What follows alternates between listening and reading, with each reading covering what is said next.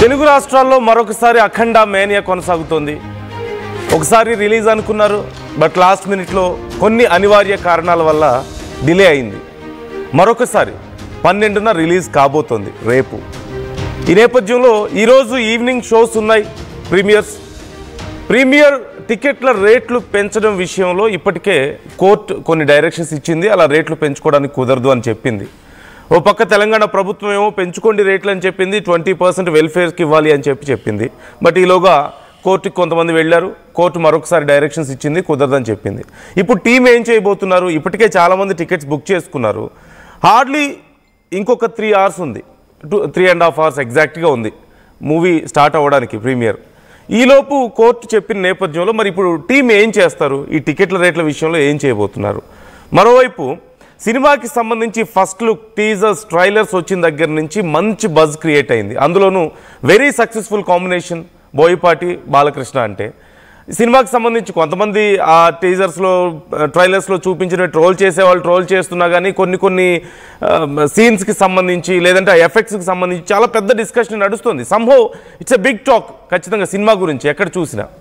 So ఇప్పుడు మరోవైపు వరుసగా వివాదాలు ఏదో ఒక విషయంలో, మొదట్లో రిలీజ్కి సంబంధించి, తర్వాత టికెట్ల రేట్లకు సంబంధించి ఇప్పుడు మొత్తం గందరగోళం కొనసాగుతుంది. సో ఇంత హడావడి మధ్య రేపు రిలీజ్ అవుతున్నటువంటి సినిమాకి ఎలాంటి రెస్పాన్స్ ఉండే అవకాశం ఉంది? సో బిజినెస్ ఎలా ఉంది అనేది మనం మాట్లాడబోతున్నాం. అండ్ రెస్పాన్స్ ఎలా ఉండబోతోంది, ఇన్సైడ్ టాక్ ఎలా ఉంది, అండ్ ఇప్పుడు మరి ఈ 3.5 hours ఏం మ్యాజిక్ జరగబోతుంది టికెట్ల రేట్ల విషయంలో? సో ఇవన్నీ మనం డిస్కస్ చేయబోతున్నాం. మనతో అప్పాజీ గారు జాయిన్ అవుతున్నారు, సీనియర్ జర్నలిస్ట్, అలాగే ఫిల్మ్ క్రిటిక్, RTV స్టూడియోలో ఉన్నారు. అలాగే శ్రీరామ్ సంజీవ్ నాయుడు గారు జాయిన్ అవుతున్నారు, lover boy movie director.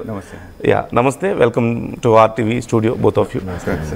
So ఇప్పుడు ఇంతకుముందు నేను చెప్పినట్లుగా సహజంగా ఒక పెద్ద సూపర్ స్టార్ సినిమాకి ఇన్ని అడ్డంకులు అనేవి చాలా రేర్గా వస్తుంటాయి. అందులోనూ బాలకృష్ణ గారి సినిమాకి అనేవి కొంచెం తక్కువగానే అడ్డంకులు చూస్తూ ఉంటాం. బట్ ఎందుకు ఈ సినిమాకి ఇంత పెద్ద గందరగోళం మధ్యలో రిలీజ్ అవుతుంది? సో వాట్ యు సే ముందు? అంటే ఇది అందరికీ తెలిసిన విషయమే. ఎప్పుడో 2019లో ఈ నిర్మాణ సంస్థ, అఖండ 2 చిత్రాన్ని నిర్మించిన సంస్థ మహేష్ బాబు సినిమా కోసం తీసుకున్నటువంటి ఫైనాన్స్ తాలూకు పంచాయతీ అది క్లియర్ అయిపోయింది, రిలీజ్ అవుతుంది. ఇక తెలంగాణ హైకోర్టుకు సంబంధించినటువంటిది టికెట్ రేట్లు పెంపు. జనరల్గా ఎవరు అది హర్షించరు కదా, టికెట్ రేట్లు పెంచడాన్ని, అభిమానుల దీన్ని దోపిడీ చేయడాన్ని ఎవరు హర్షించరు, స్వాగతించరు. కాబట్టి అది ఓకే. కోర్టు ఆదేశాన్ని ఎలాగో ఇప్పుడు వాళ్ళు ఉల్లంఘించలేని పరిస్థితి కాబట్టి అది దానితో పెద్ద వివాదం ఏం లేదు. మరికొన్ని గంటల్లో సినిమా ప్రేక్షకుల ముందుకు రాబోతుంది. అవును. సో అంటే టికెట్ల రేట్ల విషయం ఏం చేస్తారంటే, అంటే ఇస్ దేర్ ఎనీ ఆప్షన్ ఇప్పుడు టికెట్ల రేట్ల విషయం? ఇంకా అంటే నాకు ఇప్పుడే తెలిసింది, కోర్టు ఆదేశాలని అమలు చేయాల్సినటువంటి పరిస్థితి.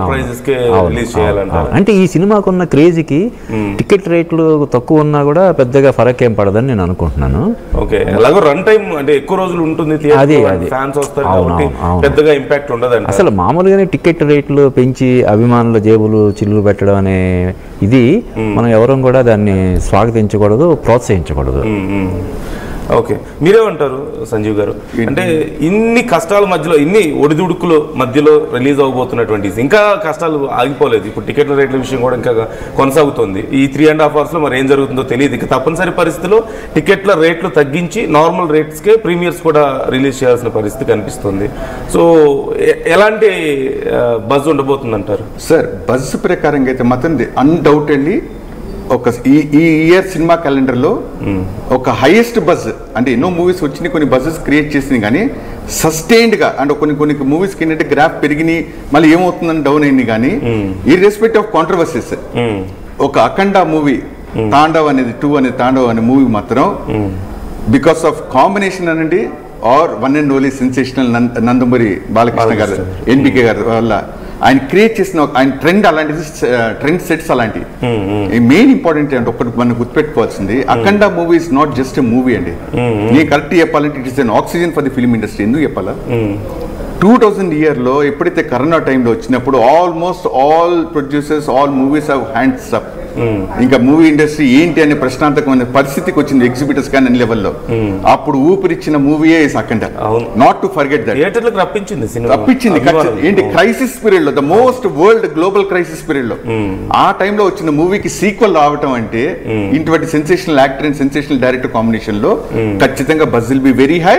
అండ్ వాళ్ళ స్టాండర్డ్స్ ని ఖచ్చితంగా అనుకున్న దానికన్నా కూడా ఇంకెక్కువ ఎత్తుకే తీసుకెళ్తారు తప్ప ఖచ్చితంగా no one will be disappointed. Every will going to have a beautiful end of the calendar, సినిమా calendar. All the struggles effects the సినిమా ఇన్ ఎనీ వే. అంటే ఇప్పుడు ఫస్ట్ నుంచి నేను అనేది బడ్జెట్ విషయంలో మొదట్లో అనుకున్న బడ్జెట్ కంటే ఎక్సీడ్ అయిందని చెప్పి అన్నారు. తర్వాత సీజీ వర్క్స్ జరుగుతున్నాయి అందుకని డిలే చేస్తున్నామని చెప్పి ఒకసారి చెప్పారు.